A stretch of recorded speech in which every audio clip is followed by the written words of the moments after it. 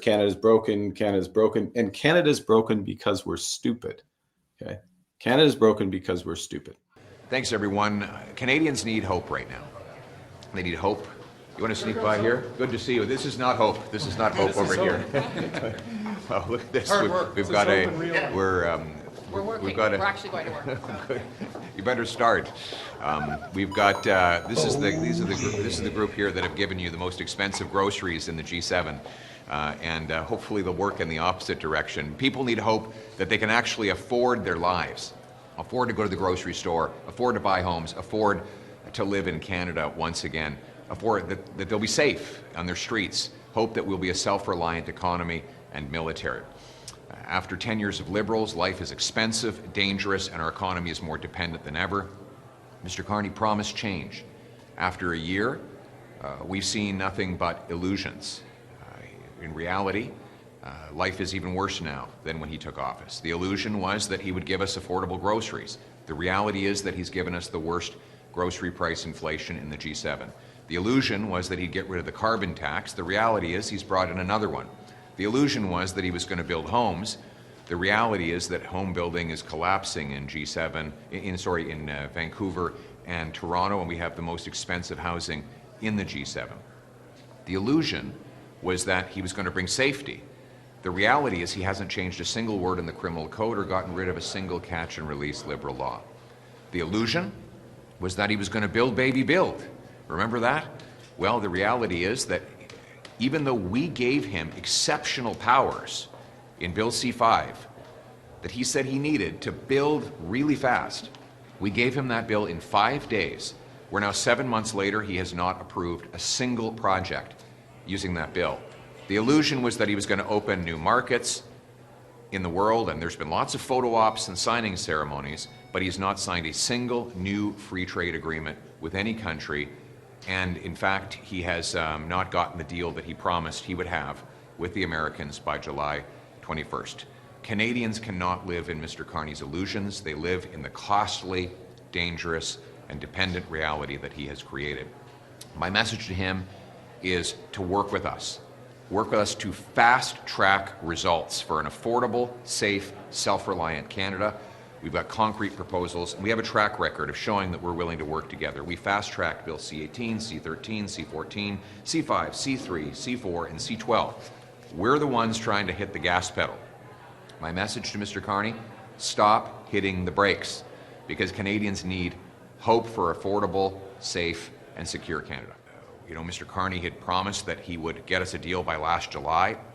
My message to him today is Conservatives are here to work with the Prime Minister and with the government to knock down these unjust tariffs and fight for our workers, fight for their jobs, and fight for our economic independence. I think you're reading in assumptions here.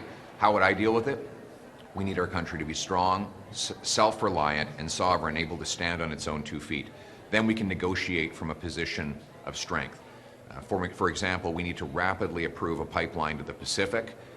That means not announcements or meaningless memorandums, but a permit to get it in the ground. We need to get rid of the capital gains tax on reinvestments in Canada to bring back that $500 billion the Liberals have sent south. And then we need to look the President of the United States in the eye and say that the only way for us to be safe, secure, and better off on both sides of the border is to have free and fair reciprocal cross-border trade combined with both doing our parts to protect our territories in North America. That's the approach that I would take. I only one more question because the Prime Minister. Just quickly in English, we have to distinguish two completely different things. On the one hand, there's working to fast-track results for affordability, safety, and security, and asking tough questions to hold the government to account. The latter is not going to stop. We're going to keep holding the government accountable for high grocery costs, out-of-control crime, broken immigration, and our weak economy, which economists say is on life support.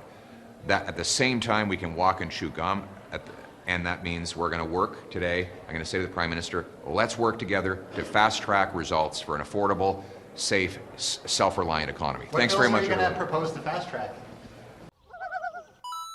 Oh, yeah. We have extensive contacts with the U.S. administration, constant contacts with the U.S. administration. Minister LeBlanc gave a briefing to Mr. Giovanni, who I don't believe is the trade critic for the opposition, certainly not the Minister of International Trade, nor the Prime Minister. So what do you think he's going I think it might have something to do with all of you. You should ask my colleagues about that. I mean, I've yet to see the Conservative being very constructive, despite what they say publicly. You should see at the committee yesterday. They say on one end they'll support legislation and support Canadians, but the proof is in the pudding. I'm looking forward to see whether in fact... It's not unique to Canada. They have the same thing in the United States. And what I'm saying is that they know that because you import, you have fluctuation in currency. They know about the issue of climate change. They know about issue with respect to supply chain. With all due respect, they Minister, know that you've been in government for 10 years. Yeah, you yourself said in 2023 that you would stabilize prices, that you would lower prices. And every single price that I have named for you today on every single item has gone up and not down. You're blaming outside factors. Right now in Canada, our food inflation is twice that of the Americans. Yeah, I'm not blaming anything. I'm just telling the facts. Because when you have people watching at home, it's they convenient understand. that the facts, it's convenient that you keep yourself and all of government policy, regulation, food packaging taxes outside of your facts. You're not allowed to have your own facts. But that's why I want to answer to you. That's why I'm saying Canadians understand that food inflation is a global issue. But what they care more is that we're taking structural measures to... So if it's a global... Do you want, Madam Chair, do you want me to answer? Because I'm happy to listen to the question, but if Canadians want to have answers... You've got to answer the questions. Why is Canada the worst, then?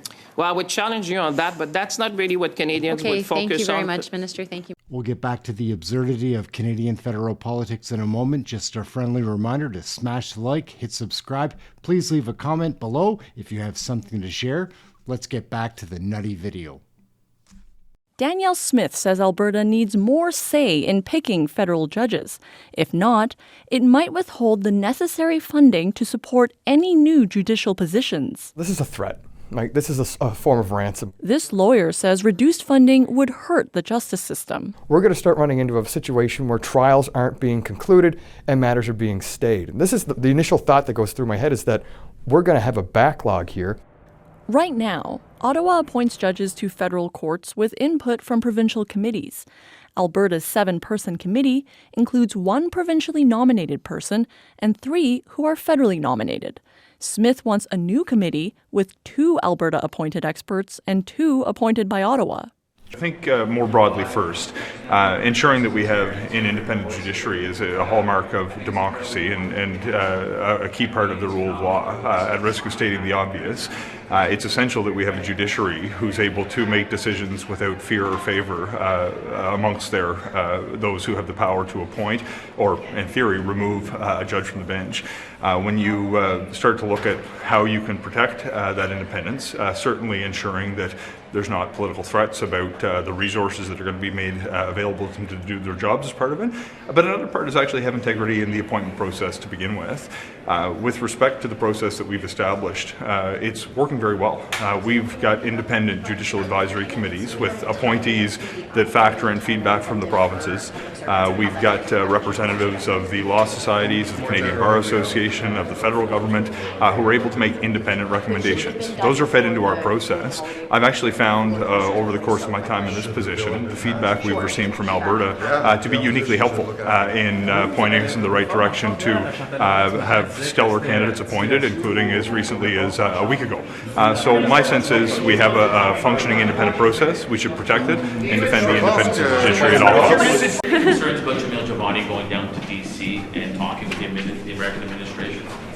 So I know he's been in contact with my colleagues, so that's also good news. But my question to Mr. Giovanni is I really hope that he spoke about the closure of GM in his writing, because Ingersoll has been closed for now 4 months, and I haven't heard him once saying that he was deploring what was going on and basically GM closing Ingersoll and hundreds of people losing their jobs.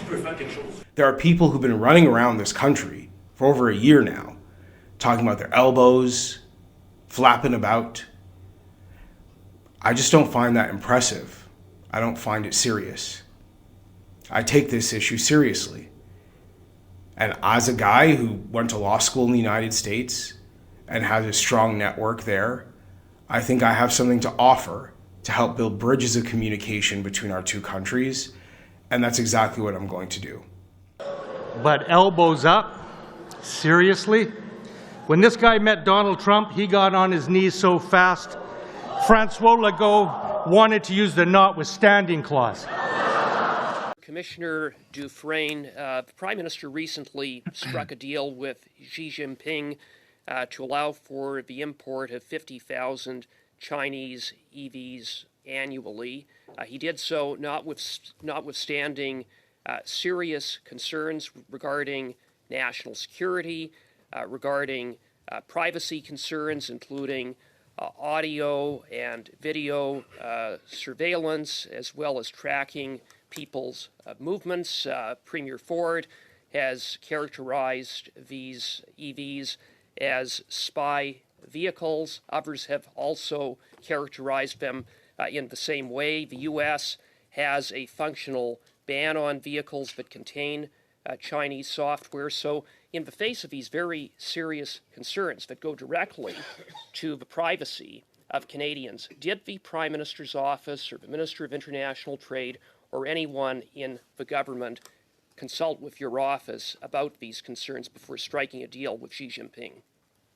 We were not consulted about this trade effort with China. Aaron, Canadian Looney, smash the like, hit subscribe. Please leave a comment below. Get your Canadian federal politics right here. Everyone has an opinion about Canadian federal politics. Thank you for watching this video. I'd suggest checking this one out. Very interesting. If you like this video, you'll like this one as well. Anyhow, ciao for now. Aaron, Canadian Looney. We'll catch you in the next video. Thanks for watching.